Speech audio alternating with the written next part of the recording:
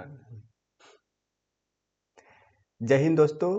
आज हम लोग बिहार बोर्ड के मैट्रिक के एग्जाम में साइंस क्वेश्चन जो फर्स्ट सिटिंग में पूछा गया था उसका हम लोग आंसर करेंगे। इसमें हम लोग का जो प्रश्न पुस्तक का सेट कोड है वो आई है। और यहाँ पे जो हम लोग का फर्स्ट क्वेश्चन है वो क्या है, पित्त रस स्रावित होता है। तो पित्त रस कहाँ से स्रावित होता है? यकृत से। कहाँ से होता है? यकृत। उसके बाद हम लोग का अगला क्वेश्चन क्या है कि क्षुद्रांत्र में स्थित रसांकुर का क्या कार्य होता है? तो अवशोषण का सतही क्षेत्रफल बढ़ाना। इसका क्या काम है? अवशोषण का सतही क्षेत्रफल बढ़ाना। क्वेश्चन नंबर 3 हम लोग के कि मुख गुहा का पिछला भाग। तो मुख गुहा के पिछला भाग क्या होगा? ग्रसनी। चौथा हम लोग का क्वेश्चन है कि बाहरी वातावरण से कोशिका में ऑक्सीजन का हस्तांतरण और कार्बन डाइऑक्साइड को हटाना क्या कहलाता है? तो इसमें क्या होगा? निश्वासन। श्वासोच्छ्वास का मतलब होता है कि सांस लेना और छोड़ना।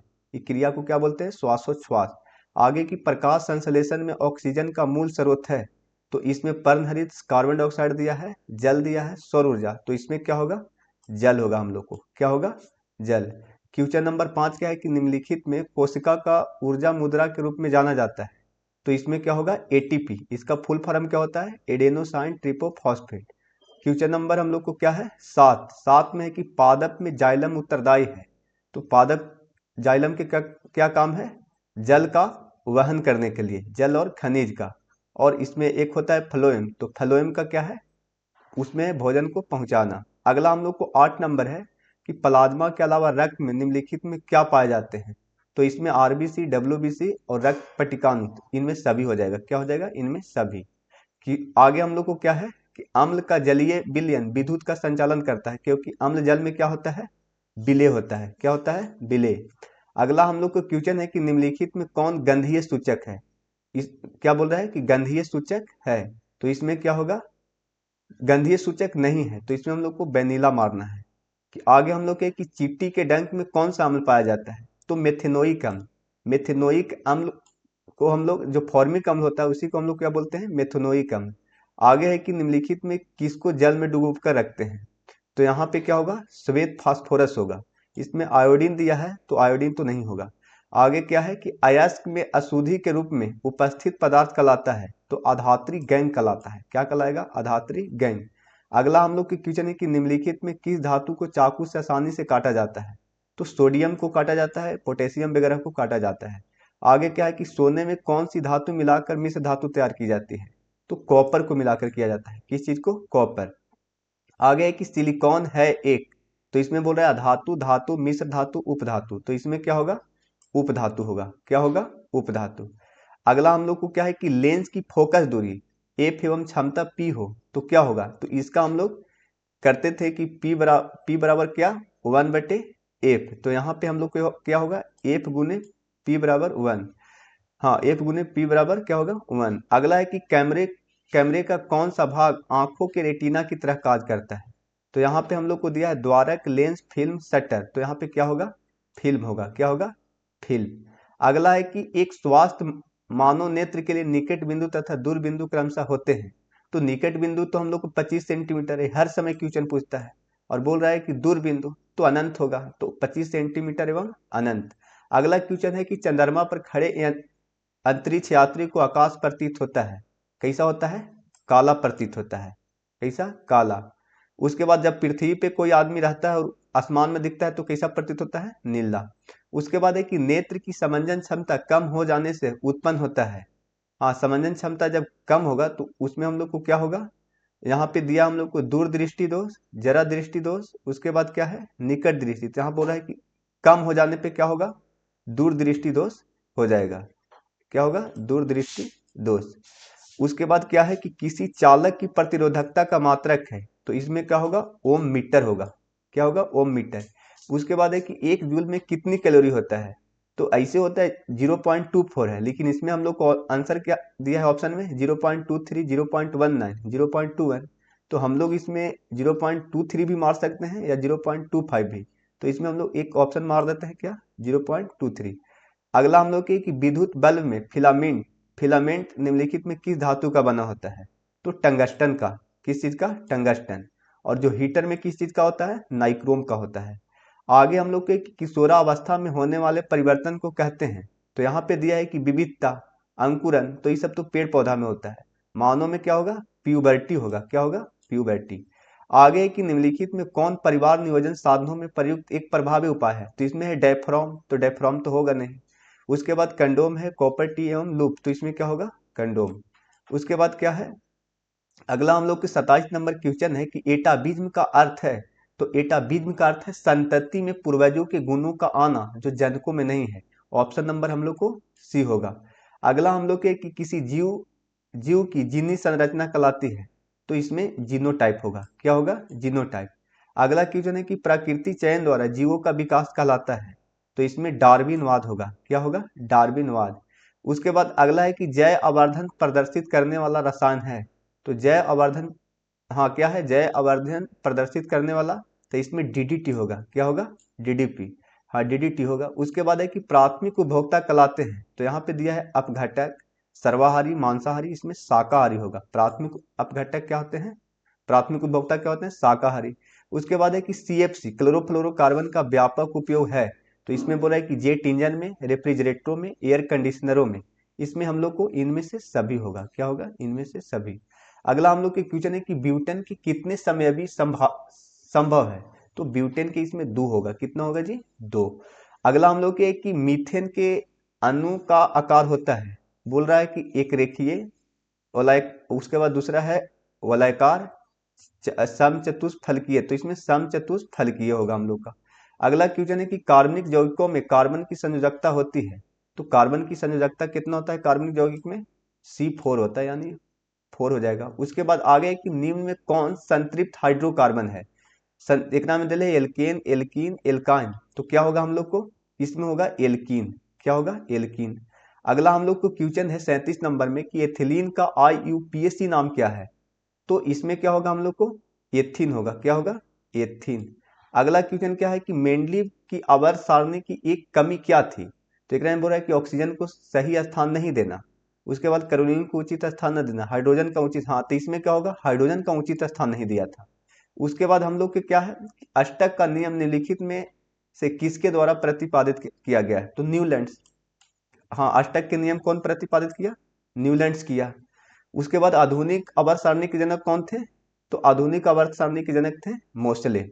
उसके बाद आगे का चीज है कि निम्नलिखित में कौन यौगिक सबसे अधिक क्षारकीय है? कौन यौगिक के नाम सबसे अधिक क्षारकीय है? तो इसमें थोड़ा सा हमको डाउट है, तो इसको हम लोग रहने देते हैं। अगला है कि कल्पक्कम नाभिकीय विद्युत संयंत्र किस राज्य में स्थित है?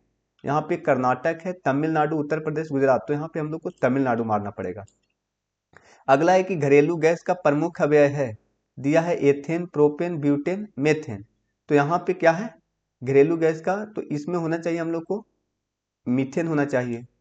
उसके बाद अगला हम लोग की कि ऊर्जा के 2 अनवीकरणीय स्रोत है, मैंने ऊर्जा के 2 नवीकरणीय नहीं अनवीकरणीय, तो यहाँ पे हम लोग को क्या है? गोबर गैस तथा जैव मात्रा तथा पेट्रोलियम। उसके बाद है कि कोयला तथा पेट्रोलियम, तो इसमें कोयला तथा पेट्रोलियम होगा। अगला हम लोग कहा कि श्वसन किस प्रकार की अभिक्रिया है? संयोजन, अपचयन, ऊष्माशोषी उपचयन, तो इसमें क्या होगा? उपचयन होगा। क्या होगा? उपचयन। अगला हम लोग का क्वेश्चन है कि इलेक्ट्रॉन के स्थानांतरण से बने यौगिक कहलाते हैं। तो इलेक्ट्रॉन के स्थान बोल रहा है कार्बनिक, सहसंयोजी, वैद्युत संयोजी। इलेक्ट्रॉन का स्थानांतरण क्या कहलाता है?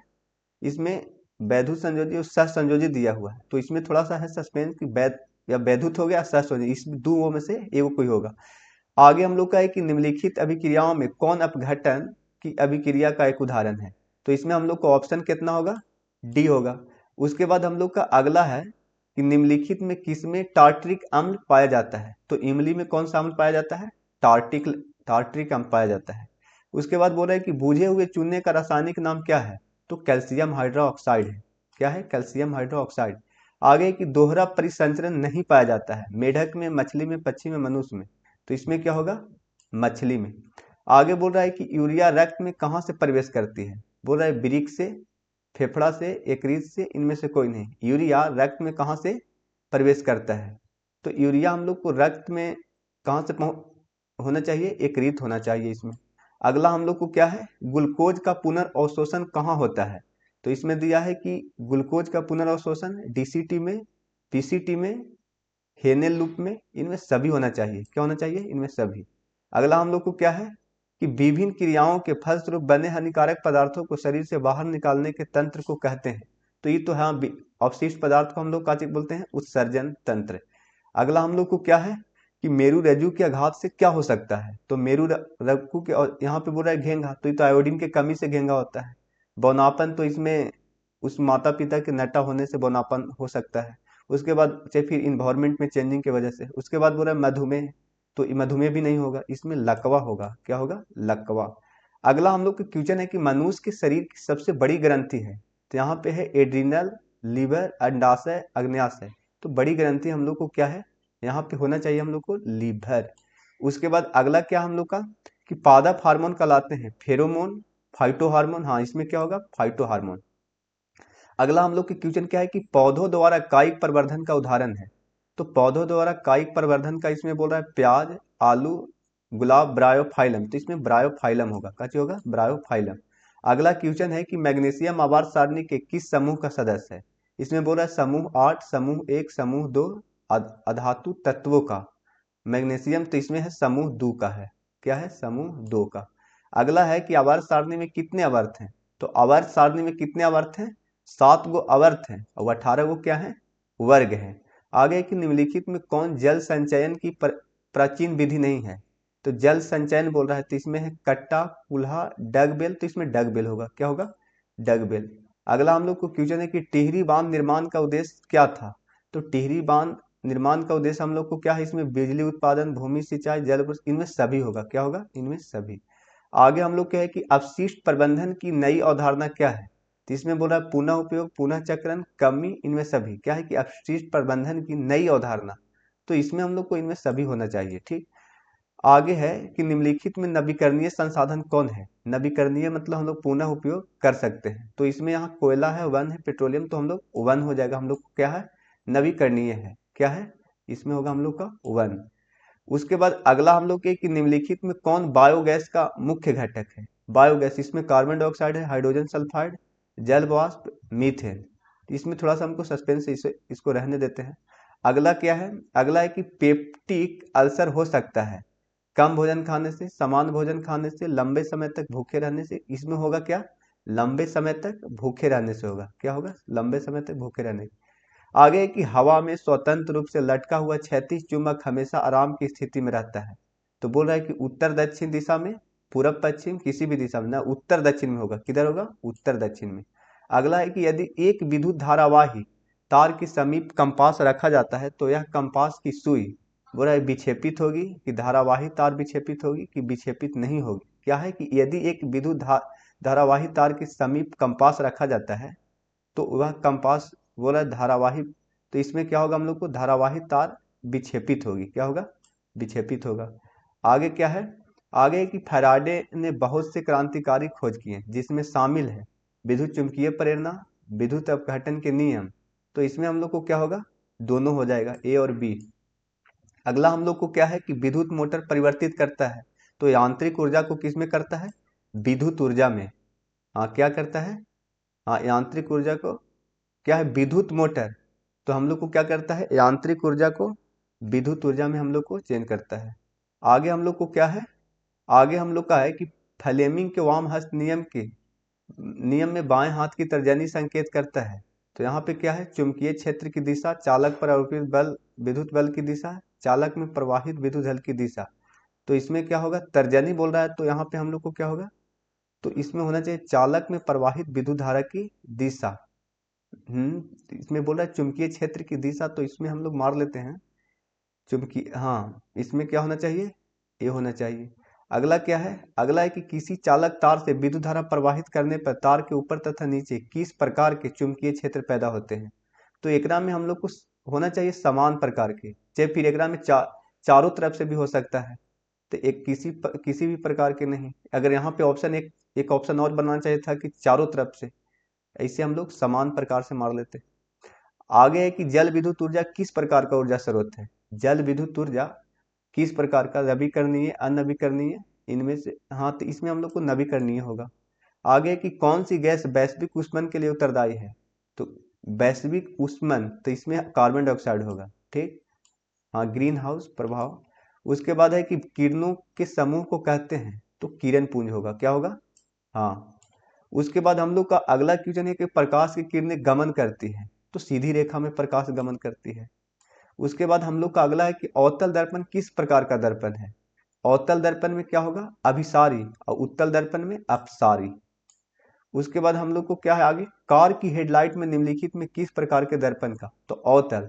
और साइड मिरर में किस दर्पण का? उत्तल। आगे की अवतल दर्पण की फोकस दूरी होती है, तो अवतल दर्पण की फोकस दूरी हम लोग का ऋणात्मक होगा। अगला क्वेश्चन है कि किस दर्पण में से हमेशा वस्तु से छोटा प्रतिबिंब बनता है? किस दर्पण से हमेशा वस्तु से छोटा प्रतिबिंब? तो वस्तु से छोटा प्रतिबिंब हम लोग को इसमें होगा उत्तल दर्पण में वस्तु से छोटा प्रतिबिंब। अगला है क्या कि वायु में प्रकाश की चाल निर्वात की अपेक्षा होती है। वायु में प्रकाश की इसमें ज्यादा होगा, क्या होगा? वायु में प्रकाश की चाल निर्वात की अपेक्षा, बोल रहे वायु में प्रकाश की चाल निर्वात की अपेक्षा, तो इसमें ज्यादा नहीं होना चाहिए, कम होना चाहिए। क्या होना चाहिए? कम होना चाहिए। ठीक है, अगला हम लोग को लास्ट क्वेश्चन है, प्रकाश द्वारा प्रदर्शित कौन सी घटना तारों की टिमटिमाहट में प्रदर्शित करती है? तो यहाँ पे बोल रहा है कि प्रवर्तन, वर्ण विक्षेपण, अपवर्तन। तो हम लोग इसमें अपवर्तन होगा, प्रकीर्णन तो दूसरा चीज है। तो इस तरह से हम लोग पूरा 80 ठो ऑब्जेक्टिव क्वेश्चन कर दिए। कल हम लोग का इंग्लिश का क्वेश्चन है, उसे हम लोग करेंगे।